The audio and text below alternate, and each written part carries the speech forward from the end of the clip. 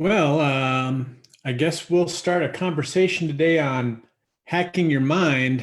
That great interview with David Bayer, and I'll throw it over to Chad since it's just the two of us today, buddy.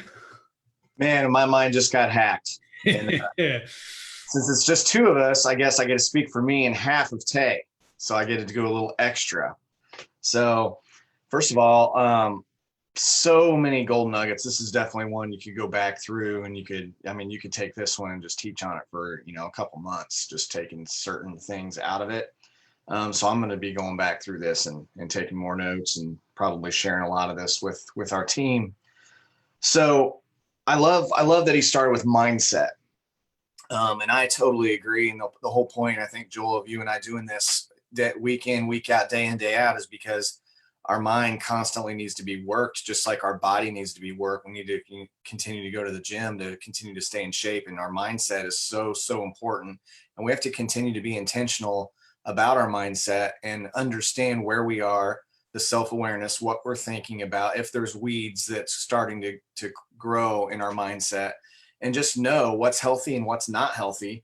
And I think he did a good job of breaking some of this down. So we talked about mindset being expression of core beliefs, and that our brain is a goal achieving machine. And, he talked about Groundhog Day and that we need to give new meaning to our experiences so that we can continue to grow our mindset in the right way. And why is it important to our success? Well, he talked about beliefs, and beliefs are meanings that we give experiences in life. And most of these are formed by seven. And if we're not intentional about identifying our beliefs and changing our beliefs, then there's a lot of things in our mind that can hold us back. And so we just have to understand what those are. He talked about how if you see your parents growing up arguing about money, that money causes problems. Well, if you believe money causes problems, then you really don't want it because you think if you have it, it'll cause more problems in your life. Or you can't trust people because a person let you down, or maybe a few people let you down. Well, if you walk around believing you can't trust people, then you're pushing people out of your life. You're not embracing people. You're not asking people to come into your circle. And I just wrote down, he didn't say this, but just simple little things like maybe when you're growing up, one person told you pit bulls are bad. So now you just think pit bulls are bad. You don't even know why, right? You just walk around, you see one, you're like, save the kids, he's going to eat us, right? Or maybe you found out when you were young that someone's friend of a friend of a friend got bit by a shark in the ocean. So you're just like, no way, we don't go in the ocean. And you just think you have this fear of going into the water, into the ocean, even though, the odds are 1 in whatever bajillion that a shark will come get you or whatever. So it's just these types of things. And he said our heart beats and our brain thinks, but our brain's always thinking, but what is it thinking? Is it thinking things that are holding us back from our future? Is it thinking things that are serving our future? So what makes some people successful? He mentioned 3% mapping out our beliefs, understanding our beliefs. 3% have extraordinary success. And those are the ones that are focused on who they're becoming. See, so many people are focused on what we're getting, what we're, acquiring, but the most successful people in the world are focused on who they're becoming. And there's a lot of, if you break that down, there's a lot of important things like who are we around? Whoever we're around is affecting us in some type of way. And are we okay with that? Who are we when we're around this person or that person? Who are we becoming? Are they calling us up? Or are they calling us out? Are they, there's power of life and death in the tongue. Is their tongue bringing death into our life, or is it bringing life into our life? And what are we using our own tongue? What are we speaking into the universe? Things that will make our life and those around us better, or things that will make our life and those around us worse? So I think I loved when he got into the spiritual vision. This is huge because so he said something specific caused you to be here. And I love that. And I wrote down, what is your calling and destiny and purpose and passion and mission? Because these are important questions to ask, because when you're operating, when you're day to day, when you're operating from day to day in that area, then you have the grace because you're walking into the very thing you were created to do. So you have the unlimited supplies of energy. That's what we call it being in the slipstream. When you're in the slipstream, you don't need as much sleep because you're just passionate. You don't want to go to bed at night. and you want to wake up early because you're walking within that. He said, ask and you shall receive. I'm reading this book right now, the chicken soup for your soul guy and his wife, Mark Victor Hansen and Crystal, they wrote this book. It's so good. I was talking to some people yesterday. One of these parts in here, it talks about ask like a child, and what I love about asking like a child is remember what it's like. I think some of us forget when we were a child, we weren't cynical about things. We didn't, it's almost like as adults, we know too much. Right? We're like, oh, well, this bad thing happened and this could happen, and this could happen. And we focus too much on that, where a child is just like, I'm going to go to Jupiter. And we're like, oh, you know how far that is? It probably you can't quite get there yet. And they're like, oh, they just trust, right? They trust their parents. They're just innocent and they're pure. And I think some of the qualities, and I love this when he was talking about it. A child is humble. A child is pure. A child is innocent. A child trusts purely. A child believes with simplicity. A child is free of prejudice. A child is lighthearted and joyful. A child marvels at the little things. A child has the faith that he or she will be taken care of. A child notices the world's splendor. A child feels deserving of God's love. Man, there's so much in there. No wonder in the Bible it talks about children and how we need to think like children, even though we're adults. We can learn a lot from children. So I'll go a couple more here. My iPad went out. So ask and you shall receive. I love you talk about first goals early in the business, generate cash flow, create predictability. I wrote down right now, if you're brand new and you're listening to this, you just joined in August, you can go Ruby in August and make a $300 bonus. You're going to make 500 plus all day long. And that's going to give you a little taste of what It Works can provide. Being very vocal about sharing what you believe, have that confidence about what you believe and just share it with the world. He talked about 2 programs, one-on-one, one-to-many. That's what we do with It Works, right? We have our people that we sponsor. And when you bring someone in and you sponsor them, it's your response as a sponsor. It's your responsibility to guide, teach, mentor that person, whatever right? And so you have to keep learning. You teach what you know and you learn more, so you have more to teach. We call it the 4 types of what is it? The learn the knowledge, 4 types of knowledge. So there's the learn knowledge where you learn first about the products, you learn about the opportunity. And then there's the activity knowledge where you apply what you've learned. And then there's the modeling knowledge where you're modeling your business after someone in your upline or someone in the company that's already been successful. And then you're the teacher. And that's the process that we continue to go through. Best advice about sales. I love this part. He said, get to the truth. It's probably my favorite part about this whole thing, because that is a sacred conversation. See, we have the ability to have a conversation with someone that no one else has probably had with that person, possibly in their entire lifetime, and help people solve their problems. What do we know with It Works? We know that the world has a health problem, right? The world has and whatever it could be weight, it could be energy, it could be a mental state. We know that the majority of people that we're going to run into have some type of health problem that they could use someone to walk alongside them and walk them through. And number 2 is money. Almost everyone we'll run into needs extra money because they would love to have more autonomy, or they would love to have more options. They would love to go on one more vacation a year, or have a pathway where they could pay off all their debt. And so that's really, really important. Current mindset, understanding where we are. We stressed, scarcity mindset, frustrated, boredom, negative emotions. Jim Rohn would say you have to back those fears and back them into a small corner and understand that every moment is a gift and a blessing. And the last thing I'll just leave it with here is one of my core beliefs and core philosophies is that life is not meant to be endured, but to be enjoyed. And I think when you view the world through that lens, anytime you feel like you're just enduring something, you go, no. I'm off track a little bit, because I'm not supposed to just be enduring life. I'm supposed to be enjoying life every single day, not just enjoying it when you're on vacation, not just enjoying it when it's the weekend, but even enjoying the Monday morning, right? Even enjoying when we're in the middle of a pandemic, even enjoying when our kids have acted the wrong way, not enduring those things, but enjoying. And I think that's changed my world, viewing life through that lens of enjoying life. So I'm going to stop there, Joel, but I love this topic and this was great. I'm going to be going back through this. So that's all I got for right now. Good stuff. I love that. Love life, no matter what you're doing. The first thing that I wrote down, which was kind of funny, was don't have a personal development hangover.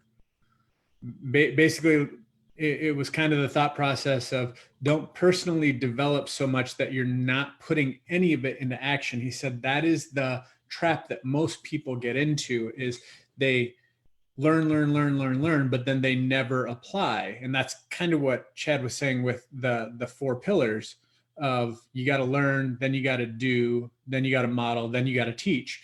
Well, if all you're doing is the learn portion of it, you're missing out on 3/4 of what you're supposed to be doing. You're staying stuck in the one area. So don't develop a personal development hangover. Why is mindset important to your success? And he simply put it, your mindset is the reason why or why not to do something. And that's it. Your mindset is the reason why or why not to do something. So you're sitting there with your current level of mindset going, I'm not going to do this today, or I'm going to do this today. Nothing other than mindset controls that aspect of your success. So once you get the mindset right, that's when you start doing the things instead of not doing the things. I love whatever you believe, you will direct your actions to. And when you direct those actions, that's when you get the results. It goes belief, thoughts, actions, results.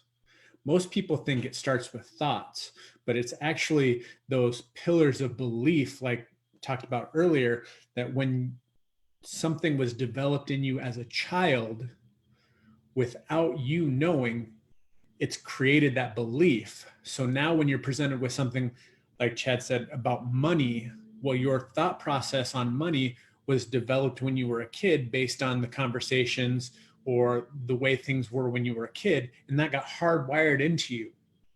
So the belief starts, then the thought starts, then the actions, and then the results. And the thing is many of us are unaware of our hardwiring. So that's why mindset is so important, because of the fact that the basis of creating a new mindset is the fact that you can actually train your brain to think differently. So if you have one of these hardwires from when you were a child, you can actually go through and rewire the way that your brain thinks. This one starred. Doing the work is different than knowing what to do. A lot of us get stuck in the knowing what to do and the not doing. And I am absolutely guilty of that 100%. I know what to do, but sometimes I'm just not going and doing it. And then you look back and you go, oh, well, that's why I didn't sign somebody up today, because I didn't go out and do the host a post. I didn't do the ask. I didn't do the follow-up. Well, the results were the reaction or the cause and effect of that. I love that he went over cause and effect. I love 97% of the world out there is chasing a magic pill strategy, while the 3% are focused on who they can become. Whew, man, so much good stuff in here. Going to the cause and effect. We were made for a need specific to this time. Intelligent design. God created only one of you ever in the history of time, and there will only ever be one of you. And he designed you to fulfill a specific purpose for this specific time that you are here. And once you connect with that, you can't go anywhere else. Once you find out what that purpose is, like you said, if your purpose is to change the lives of others and you get that hardwired into you, now all of a sudden going and getting a job at Burger King or McDonald's or, an assembly line is completely out of the question. It's not lined up with what your core purpose is.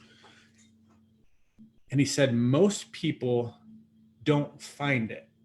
And he said, the people who find it are the ones who are looking for it. So are you looking for that purpose? And he said, the easiest way to look for it is to just ask God for it. Continue to ask God for it, and it will show up. He will show up.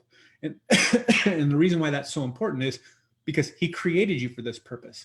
So it's not like he's going to hide it somewhere.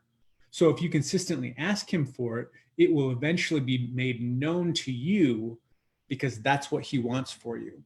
Early on in business, I love the two things that you should do. One, connect your why to generating cash flow. Guys, this is a game changer specifically with our business because of the fact that we have the fast start bonuses. What we want to do is we want to show people how they can create cash flow up front in their business so that it can sustain them through the times of uncertainty when they don't know what they're doing.